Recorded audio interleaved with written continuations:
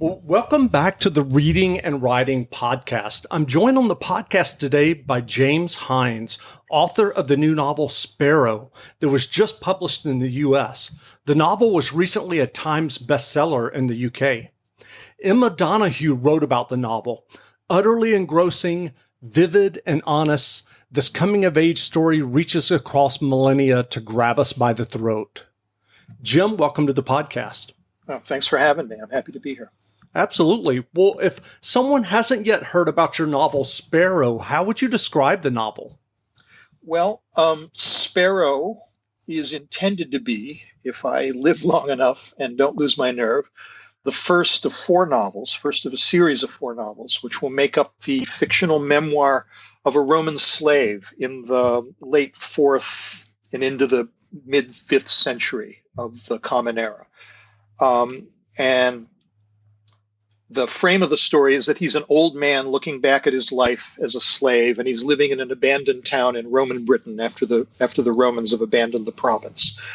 And Sparrow, the first book in this series, tells the story of his earliest life, from his earliest memories to roughly the age of 10 or 12, when he was growing up as a slave in a brothel in a city in Spain called Cartago Nova, which is now the modern-day city of Cartagena, Spain, which is on the Mediterranean coast of Spain.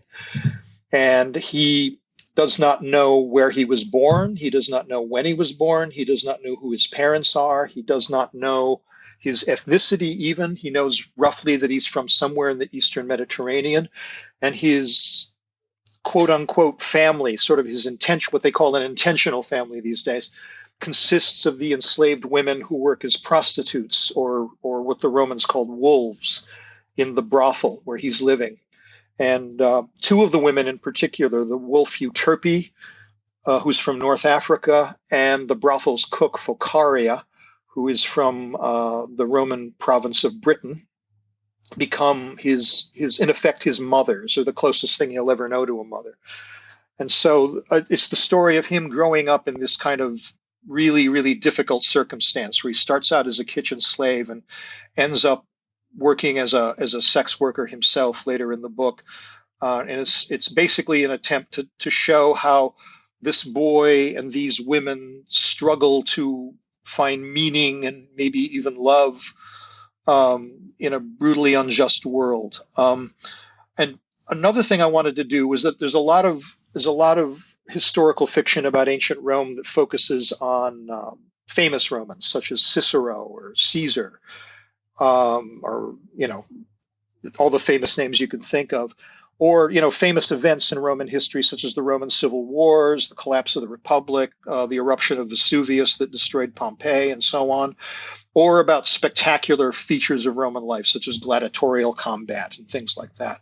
And I wanted to see if I could write a novel that was just about the life of ordinary Romans on the street and make that interesting and make it compelling.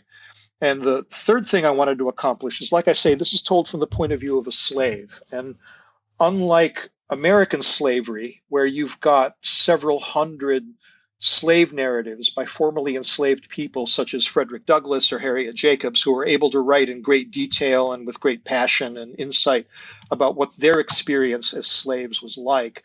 There are no surviving slave narratives like that from the ancient Roman world, anyway, at least that I know of. And I didn't really see any or much fiction that was told from that point of view. So I thought it would be an important thing to do and sort of an interesting thing to do creatively. So that was what the impetus behind the book was. And do you remember the original idea that led you to writing Sparrow and having this planned series? Well, it's a long story, which I will tell the shortest possible version of, because that's fine.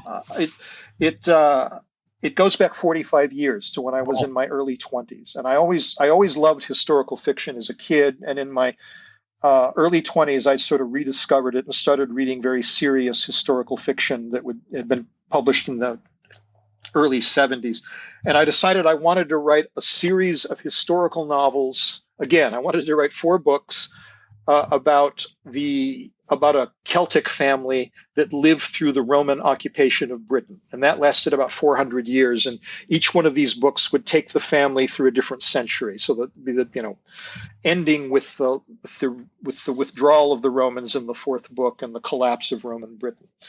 And I was in my early 20s. I had no idea what I was doing, and it's a long, complicated story which I won't go into. But I eventually gave up on that book because A, I didn't have the skills for it, and B, it just seemed too daunting to me. And in the meantime, over the course of my career, I wrote 5 other books, none of which were historical fiction. And then after I finished my most recent book, Next, which came out in 2010, for some reason I decided I wanted to try something completely different than I'd done before. Because my earlier books, I'd written some academic satires, I'd written a political thriller about the Irish Republican Army, stuff like that. I decided I'd go back to that historical novel idea I had in my early 20s. And this time I would boil it down to one book. I was just going to do the final book, just about the collapse of Roman Britain, or the aftermath of the collapse of Roman Britain.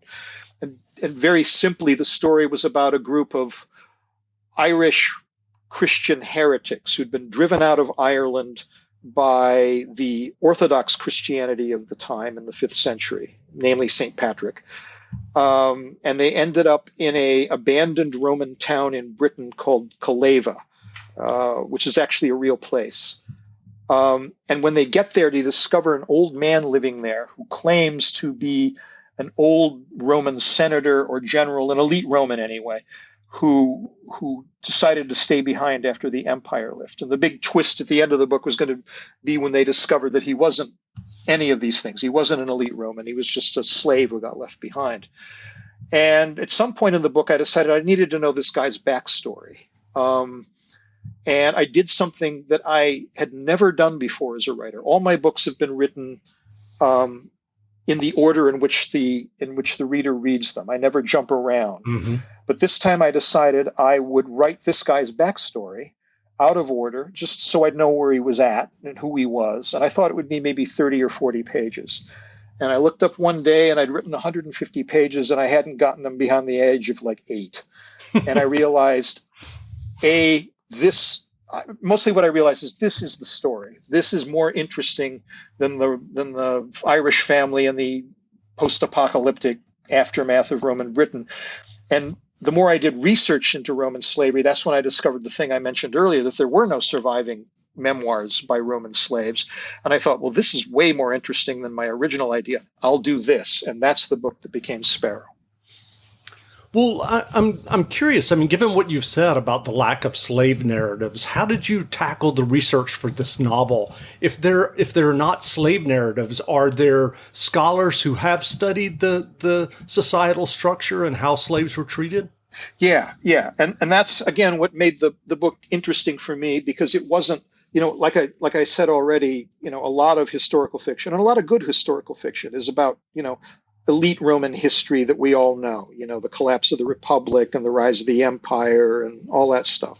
So there's a lot of books about that. But in the last 30 or 40 years, especially, there have been a lot of younger scholars who have focused on the lives of ordinary Romans and the lives of slaves. And there's a rich scholarly corpus of work about slavery in particular.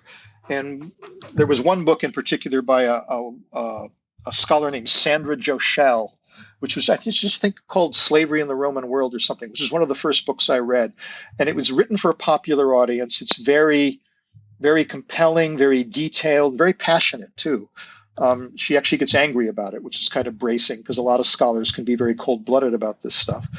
And I got all sorts of details from that. And then, of course, I read an awful lot of Roman social history.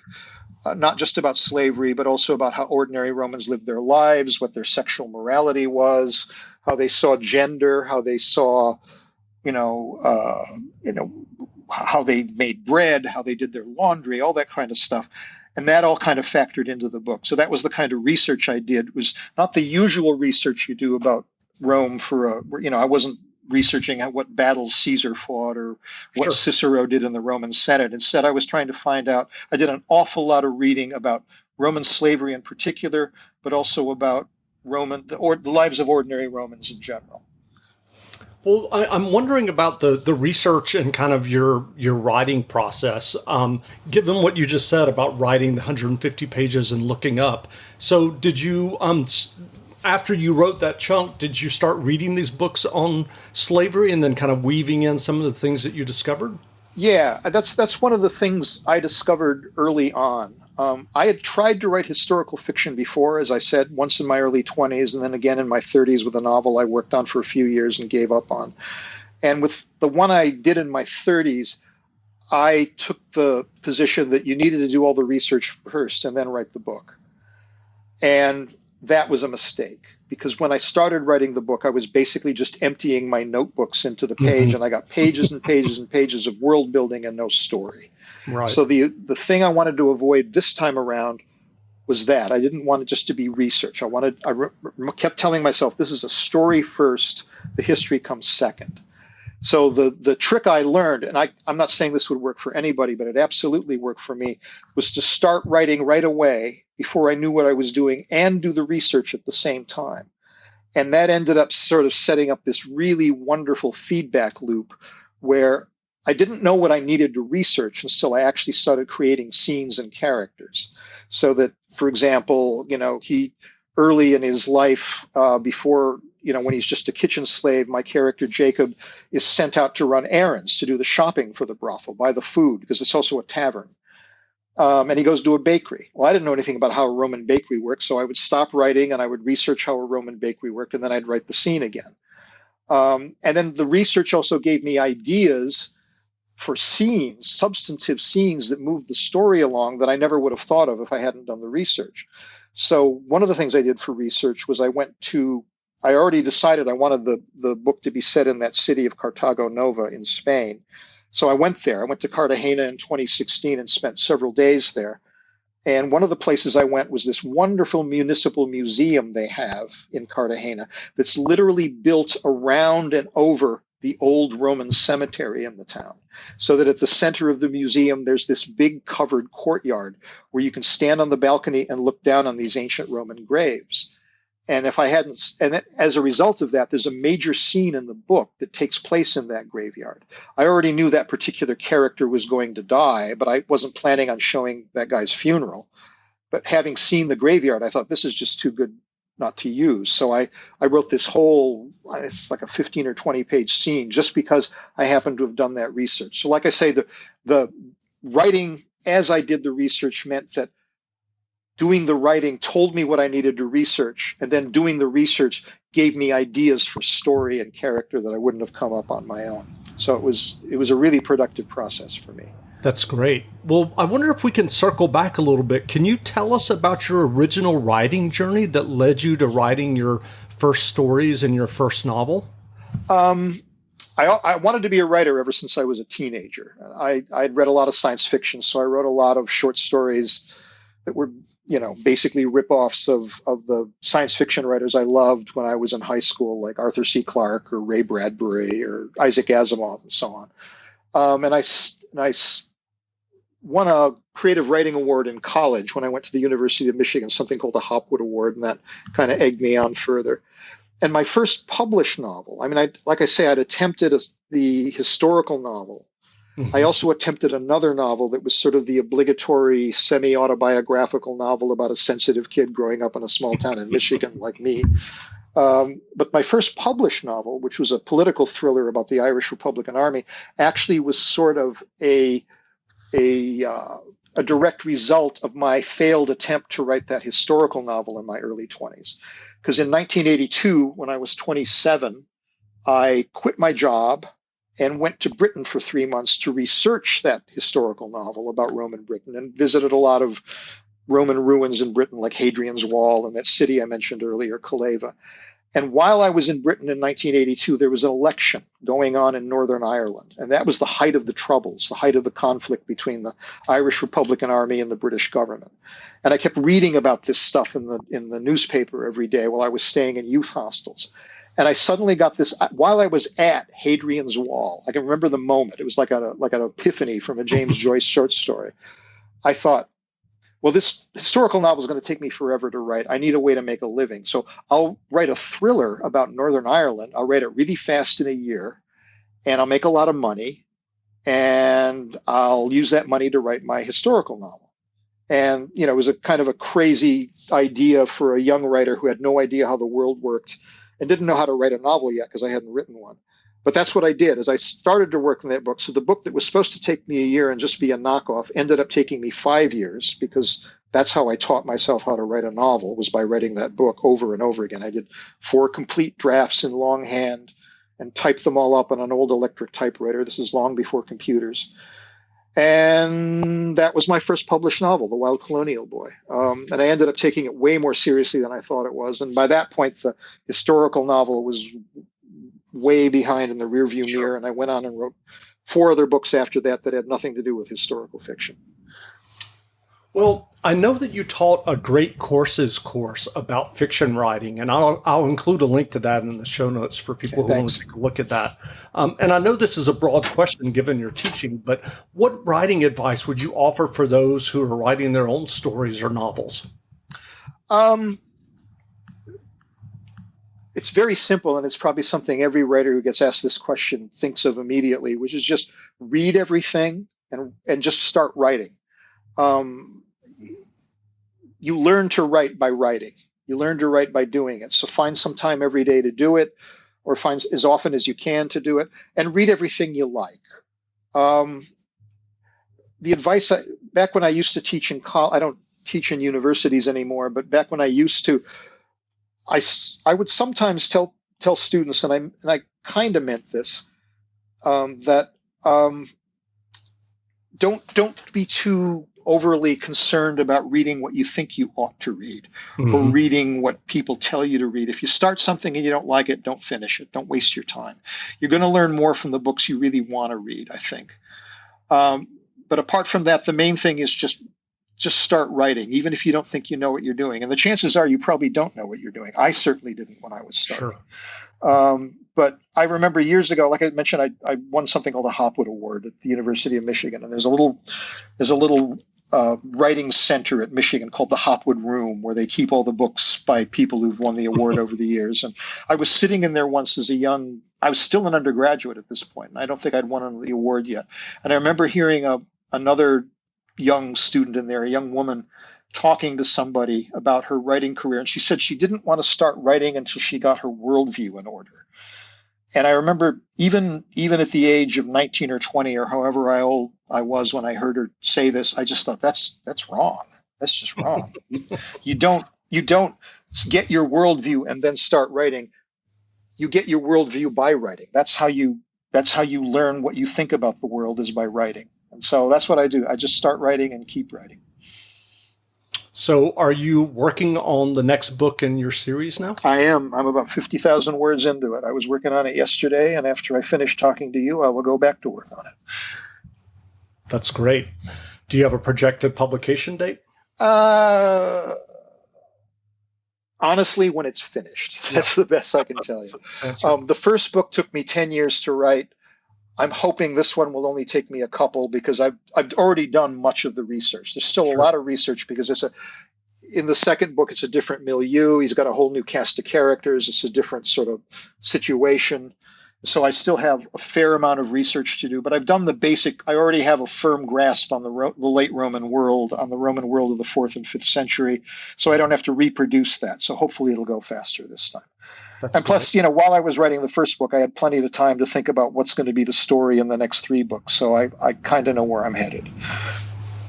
Well, what novels have you read recently that you enjoyed?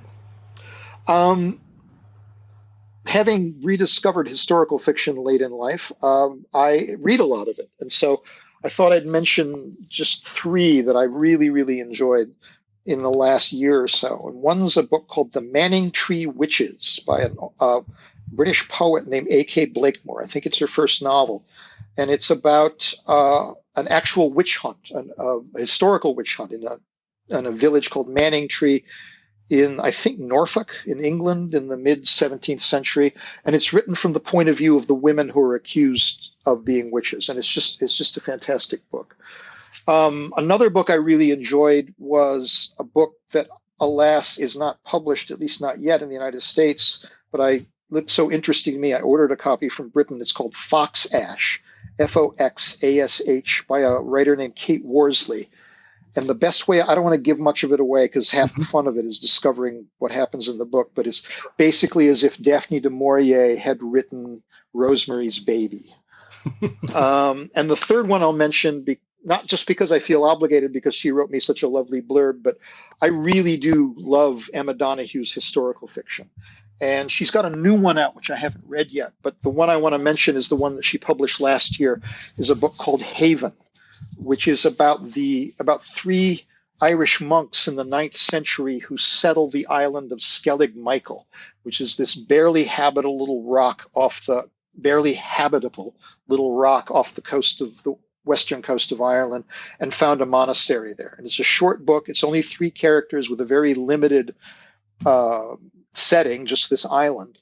But she manages to make this absolutely thrilling story out of it. And it's just a masterclass in storytelling. That's great. Those are great recommendations. Well, where can people find you online if they want to learn more about you and your new novel, Sparrow? Well, there's my website, jameshynes.com, JAMESHYNES, all one word, all run together. And I'm still, at least for the time being, on the social media site formerly known as Twitter. Until certain owners of Twitter make it uninhabitable, I'm going to stick around on there to the bitter end. So I'm at Twitter at James Hynes, or X, or whatever they call it. Right. Well, that's great. Well, again, we've been speaking to James Hynes, author of the new novel Sparrow that was just published in the U.S. The novel is available now, so go buy a copy. And Jim, thanks for doing this interview. Thanks for having me. Absolutely.